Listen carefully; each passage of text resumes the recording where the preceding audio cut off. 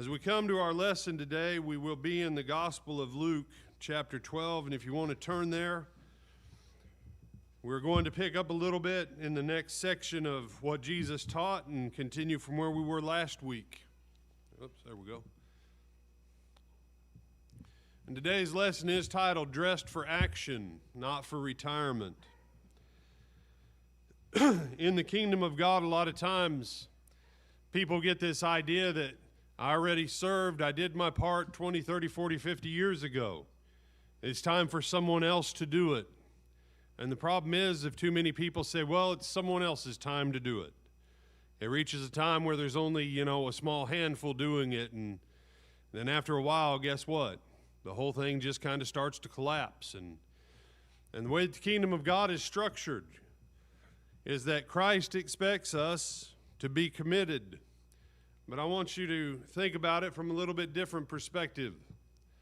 And that is this, that because God has joyfully given us his kingdom, we are freed to live not in fear, but in active, moment-by-moment readiness for our King's return. Now, I want you to kind of think about that. You're free to live in readiness and in anticipation for the King's return. And so as we begin, let us read the Word of God together, beginning at verse 32. He says, "Fear not, little flock, for it is your Father's good pleasure to give you the kingdom. Sell what you have and give alms. Provide yourselves bags which do not wear out, a treasure in the heavens that does not fail, where thief does not approach, neither does moth corrupt. For where your treasure is, there will your heart be also." Continuing on, verse 35, "And let your loins be girded about and your lights burning. And you yourselves, like unto men that wait for their Lord, when he will return from the wedding, that when he comes and knocks, they may open to him immediately. Blessed are those servants whom, when the Lord shall come, finds them watching.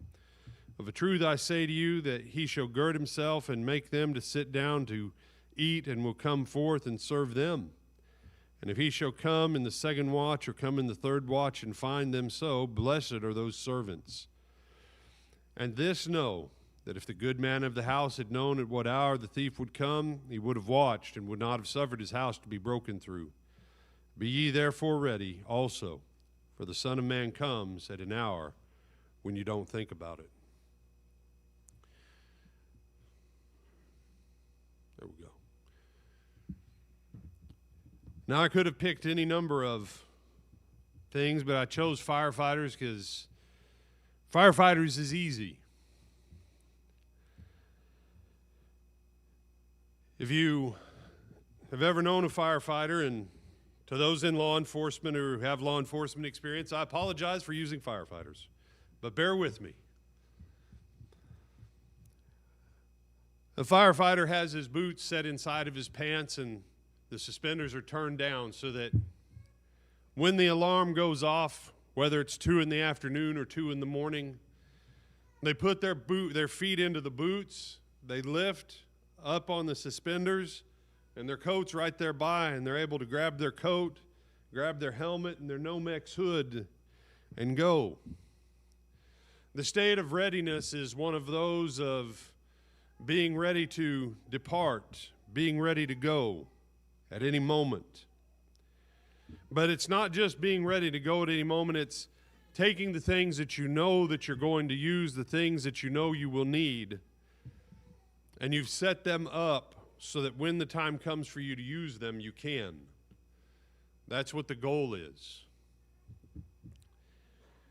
And so as you think about that, I want you to think that even when a firefighter is asleep, they have dressed and made themselves ready for action. Not because of a place of fear, but a place of constant readiness. Because as you and I think about it, we want to ask ourselves, are we dressed for action, or are we spiritually retiring early?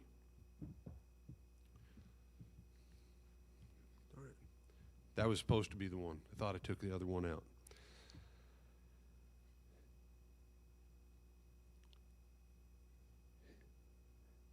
When you were baptized first, I want you to think about this. When you were first baptized, what was your mind toward the Lord and toward the church? What was all of our hearts? When you're first born again, when you first come up out of the water, you look for opportunities, you look for chances to serve and be a blessing, whether to yourself or to others, in a variety of capacities. But then, as time goes on, maybe it's other people in the church. I know it's a hard thing to contemplate sometimes, but did you know that sometimes in the church we have friction? Sometimes personalities clash. That sometimes it's like two pieces of metal rubbing against each other, and that's as good as it's going to get for a while.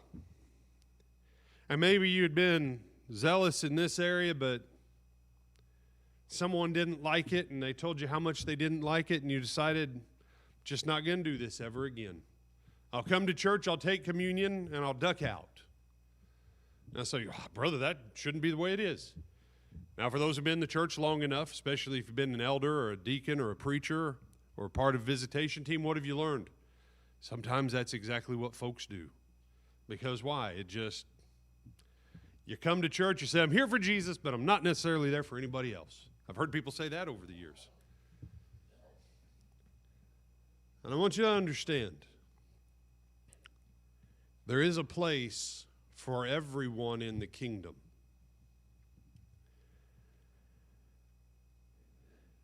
Now, I'll own it as a preacher.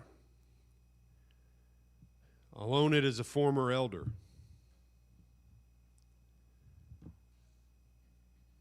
It's hard week in and week out to try and find opportunities for everyone to maximize their best abilities, to have a place to serve that they feel like they have value. It's hard. For a lot of reasons. Sometimes it's because, although I've read the name Amazing Kreskin numerous times, I'm still not a mind reader on everyone's deepest needs and deepest hurts. Still not there. I've never met an elder or a deacon or a preacher who was. Now, I've known a couple, Brother Mark, who thought they were, but then they weren't. You say, well, brother, I used to serve in this capacity, or I used to serve in that, Some of you, God bless whoever put it in the minds of some of our older members. I don't know whoever got it started, but, well, brother, I'm too old. I can't do what I used to. Just don't know what I can do for the Lord. Had one sister one time, God bless her, she said, you're going to tell me I can pray. I'd like to do something more than pray. And I said, sister, you're a widow. I said, the most powerful thing you can do for the church is pray. I said, your prayers are in a whole different category than everyone else's. And they'd never been told that widow prayers fall into a whole different category with the Lord. You say, you saying they're better? No, I'm saying they're heard differently. And if you want all the proof on that, I'll send you my pre-manuscript of about 50 pages that I'm working on to try and have a book to actually be able to give to widows to understand the role of the widow in the scope of Christ in the kingdom. Because that's something that's been neglected for a long time. And to my widows, I say this, never devalue the high place that you now occupy. Widows and orphans have always been a protected category with the Lord. And there are certain capacities, certain things where once that role changes, a whole different venue opens up to you spiritually. So please don't ever say, I want to do more than pray. Your prayers, and I'll just tell you one of the factors when I was ready to leave Texas, when the last of my original widows died, and she was mega fierce in prayer. And then a brother that had been restored, that had been a good friend, he and her both died within about 30 days of each other. And after I lost my last living widow, I was ready to be gone. Because I said, who's going to shelter the church in massive prayer at 2 a.m. without my widows? And you say, the widows. And so I want you to understand, it doesn't matter what you think your role is, there's a role for you, there's a place for you.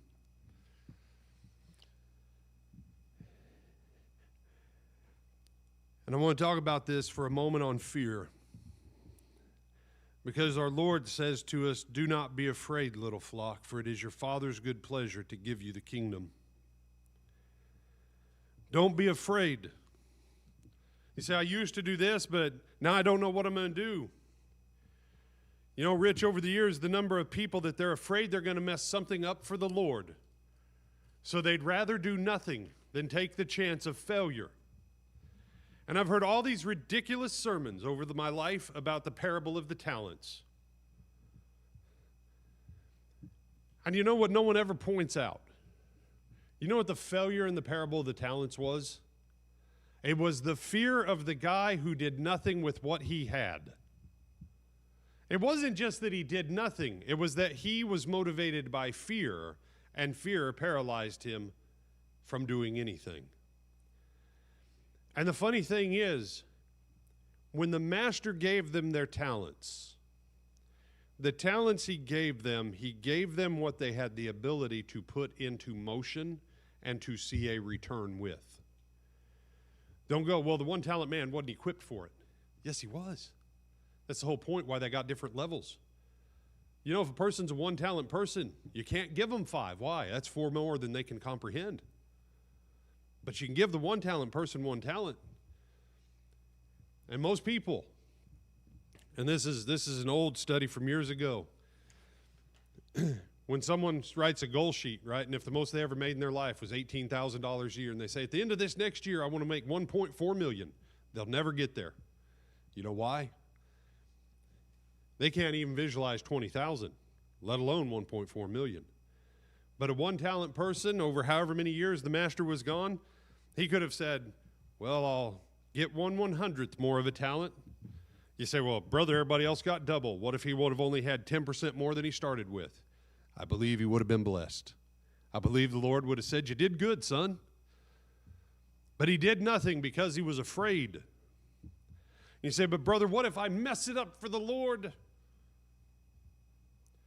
Peter and James and John and Andrew and all of them messed up everything for 3.5 years.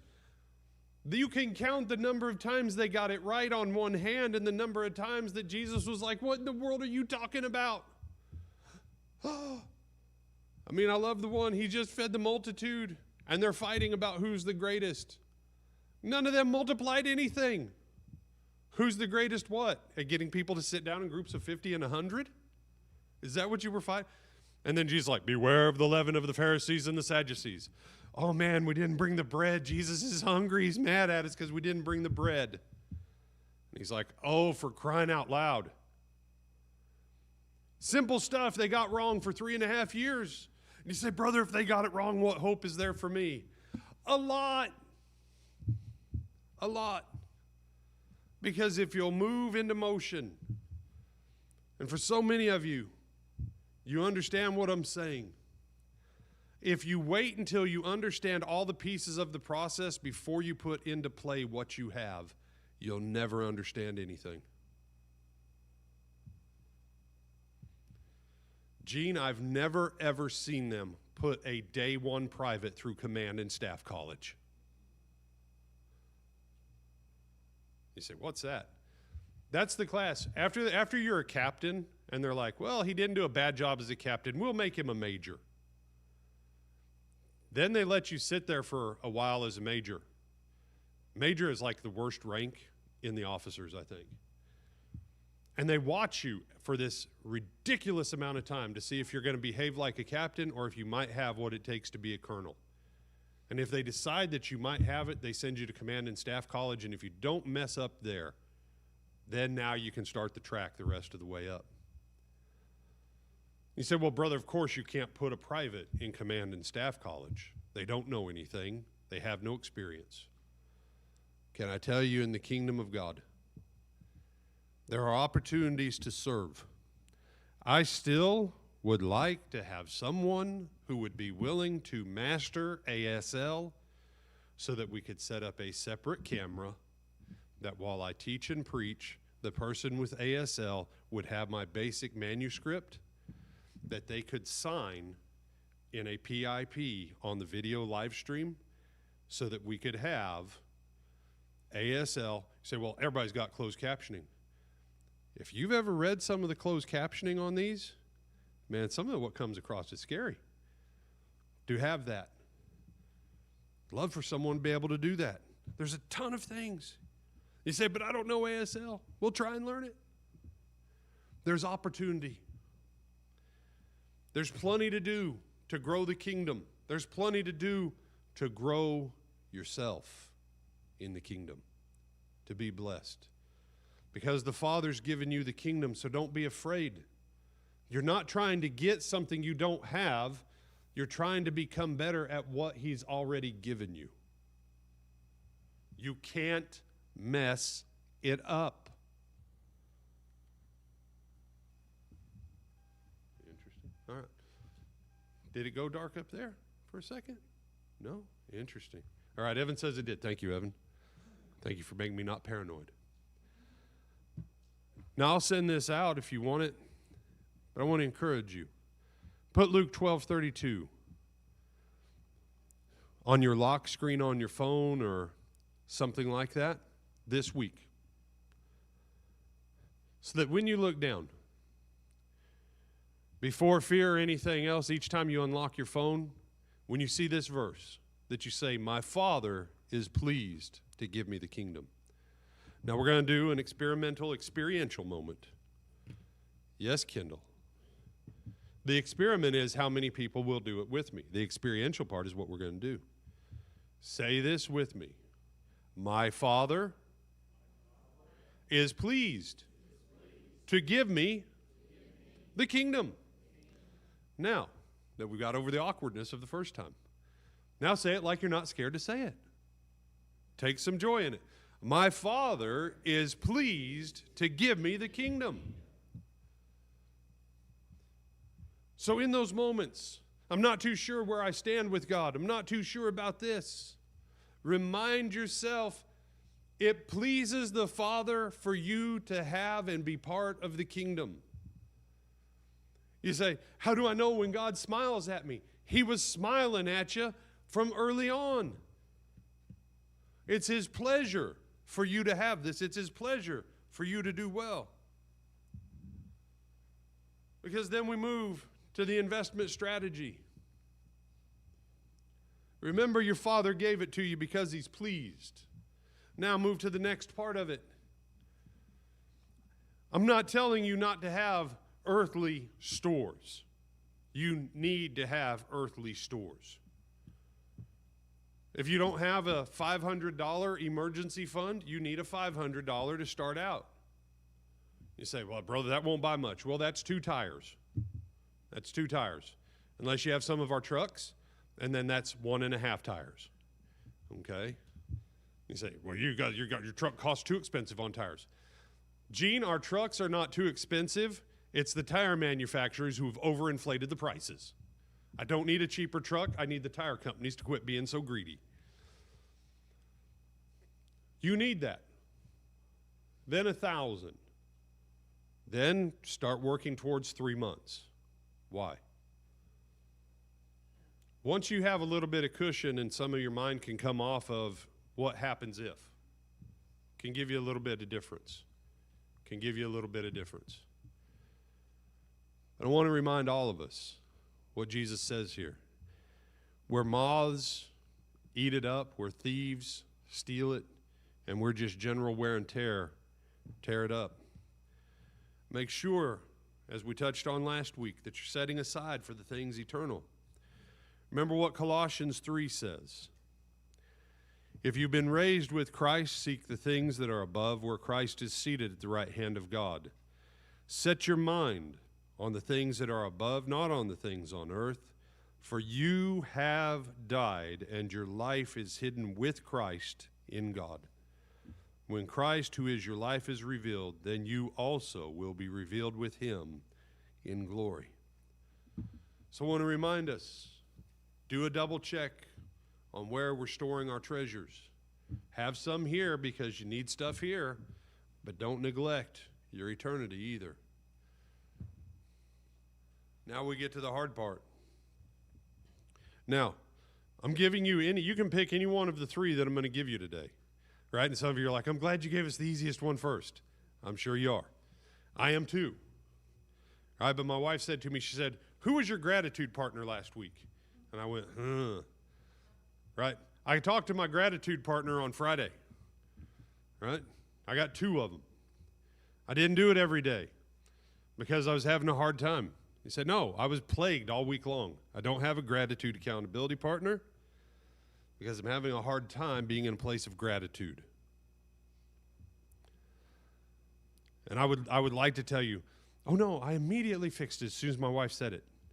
No, I didn't, because I was like, I'm not even grateful, God, that you gave her to plague my conscience on gratitude. And then as we were having our morning time together with a couple of the brothers, we read through Philippians 4. And I was grateful for my partners because we went through Philippians 4. I said, there's my gratitude. I need to go back and make a list of all the times where he's gone on ahead and taken care of me, where I didn't see a way out of it, and start giving him thanks so that he can go on ahead and take care of the stuff that's on my plate now. He took care of me then. He'll take care of me now. It's all good. And after Friday morning, about 90% of my stress for the week it was gone. A second application, and this is a treasure check. On one non-essential item. I didn't say on one item that you no longer care about. Okay? I love, Rich, when we do a food drive and people bring in canned spinach that's 8 months out of date. And they go, give that to the people who have nothing. Can I tell you the people who have nothing don't want your out-of-date spinach any more than you do? Right? You say, well, I've got these old shirts. They're all stained and they smell weird, but they'll be good for someone else. No, that's not what we mean. Take something that you have some vested interest in and either give to someone else that you know could use it or appreciate it, or sell something and take the cash and give it to someone or something in need. You see, that was the hard part when the rich young ruler came to Jesus. Jesus told him to just go and give everything away. No, that was not what Jesus said. Jesus said, sell everything you have. He had to sever with his connection to the material in the selling of everything he had. And I want you to think about this. If you've got $1 million in, we'll go with something easy. We'll go with $100,000. If you've got $100,000 in stuff that you've grown attached to, in the selling off of the stuff, there's one level of severing within you on the materialism. But then when you've got the $100,000 in cash sitting in front of you, $1,000 bills, do you understand that being able to make the secondary break with the medium of exchange, Jesus wasn't asking the guy to do one thing. Jesus was asking the guy to do 2 things. Break with the stuff and break with your trust in the medium of exchange. And so, like I said, you can pick any one of the 3 this week. You say, I got my phone already done, brother. I don't have to do this one. That's fine. But for those of you want the extra challenge, this is one of them. And here's why I say to do it. Because Jesus said to do something like this. Okay? And then here's the real kicker. Other than saying, I took some of the challenges this week at church and I was blessed. Don't tell anybody else what you got rid of. or where it went. Lock it inside and keep it there until Jesus reveals it on the day of judgment. That's the next hard part. But no, that's not part of that one. That's just one of the tough ones. Now I want you to come over and I want you to see with me in verse 37. For those who've made themselves ready, for those who have prepped and done the work, I want you to see what goes on here. Blessed are those servants whom when he comes, shall find them watching. The Lord's looking for those who are ready for him. The Lord's looking for those who want him to come back. That they've made the preparation, they're anticipating his return. Here's what he says. He says, I say to you that he, the Lord, shall gird himself. His servants who had girded themselves, his servants who had prepped themselves to be ready for his return, when he comes back, he says, I'll make myself ready, and I will make all my servants sit down to dinner, and I'll come forward and serve them.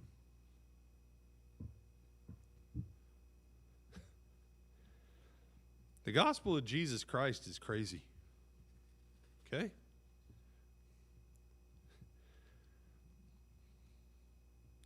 There might have been a president that I've missed the story where that president went somewhere to a military base, got dressed like a cook, and worked in the kitchen and served 10,000 soldiers on the chow line. But I've never heard of it. Last time I checked, presidents don't serve the chow line for the military. But for you and I, the King of eternity, he says, if you'll take care of and do these things here, you need to understand that what you do to make ready and how you serve, that when we get there, when I come back again, you will sit down at the table I'll prepare, and I will serve you. How huge is the love of God? How humbling is the love of God? That our Master himself says, I'll have you sit down and I will fix and serve you dinner because you waited and took care of what I gave you to deal with. And this is a mind bender. So when you say, why should I do this? Why should we do this?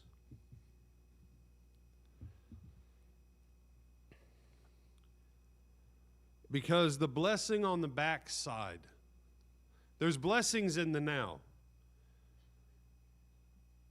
But you do realize there is no other concept of God that you will find any place out there. That the God says. And we had the glimpse of this in Psalm 23. The Lord is my shepherd, I shall not want. Right? He makes me lie down, he leads me beside your rod, your staff. But then we get to that part. You anoint my head with oil, my cup runs over. You prepare a table for me in the middle of my enemies. Even David said, the Lord set the table for me to eat. And that was under a covenant without the sacrifice, without the blood of Christ. That was where it was. And so when you say, why should I get up? Why should I be dressed and ready for today? And I would ask you, do this other one. It's easy. Right? Take a little 3x5 card. Put it on your mirror. And as you're getting ready for the day and doing your hair or brushing your teeth or whatever, Lord, how can I be dressed and ready for you today?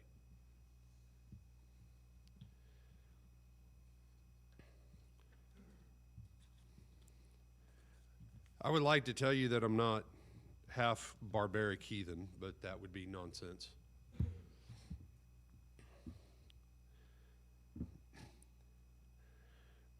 For those who weren't aware, a lot of times women like to take a lot of time and preparation to make themselves ready for things. As a barbaric heathen, I'm the guy that I really don't care how much you've made yourself ready. I said I'd pick you up at 8 o'clock, and it's 8:01, and you're still not ready. Now you go, brother, surprising you ever got married. There's a lot of things that are surprising, but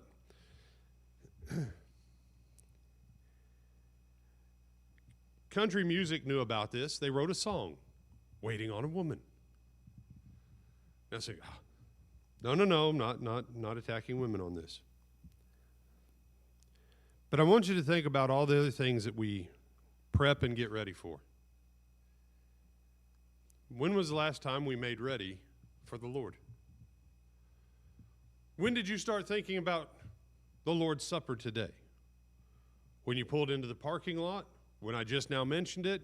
When you grabbed your cup in the back? Or had you started to think about it yesterday? Will you think about it tomorrow? Put this on a little 3x5 card or a piece of paper for the week. Lord, how can I be dressed and ready for you today?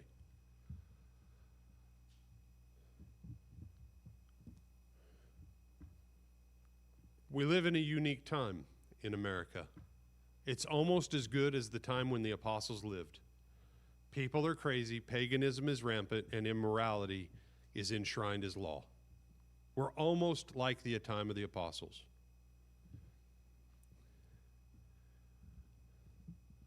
What are the recalibrations that we need to make for our King as we go back out this week? In World War II, they told everybody, make your victory garden. Now, if they had any sense, they would tell everybody today. They would teach classes and promote it. Everybody needs to have a garden anyways. It's my firm belief if you've got 5 acres that used to be legit farmland and you've got nothing growing on it, then the government needs to allow a farmer to come in and do something with it to get something out of it other than just mowing it. And you say, brother, I know I'm meddling on that. I have an ethical and moral issue when we take 1,000 acres of farmland and put McMansions on them, and then we go, what are we going to do to feed people? I got an idea. Quit putting McMansions on it and keep it as farmland. That'd be part of the problem. And you say, no, see, that's the recalibration. In exchange for some money and increased taxes on houses, how much citrus is actually grown off of Orange Blossom Trace in Orlando now? You're going, shh. Hereford, Texas is not in danger of anybody building anything there because they'll not get rid of the smell of the feedlot for the next 500 years. Okay? So they'll probably keep Herefords there. But in that recalibration, what is the little thing you can do that all of us together, when we do add up all those little things, equal something far greater than what any one of us could have done for our own work and our own effort? And that was kind of the point of Victory Gardens. If you have hundreds of millions of people producing enough that it eases a month of food, how much does that ease for the war effort and everything else? And fuel and da-da-da-da-da. And I've heard some people go, well, brother, it was all just propaganda. You're right, it was. It was propaganda. But it made everybody say, we are all going to get through this together as a nation. And it was the last time our nation was truly forged in a single identity. And the church needs to realize we need to come to that place too. Remind yourself your Father's been pleased to give you the kingdom.